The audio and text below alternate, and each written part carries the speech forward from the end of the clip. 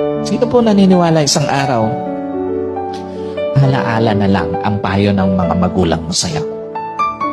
At sino po naniniwala, isang araw, yung nanay na kasama mo ngayon, maaaring katabi mo ngayon, yung tatay na kasama mo ngayon, isang araw, aalalahanin mo na lang din.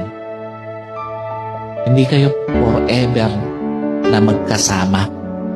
Kaya nga, lahat ng magulang hanggat kasama pa yung anak, gagawin ng lahat. Ipapayo lahat ng mabuti, paaalalahanan ng anak kasi alam niya, isang araw, iiwan niya yung kanyang mga anak. Isang araw, hindi lang payo ng mga magulang mo ang magiging alaala. Kahit magulang mo isang araw, magiging alaala na lang sa buhay mo.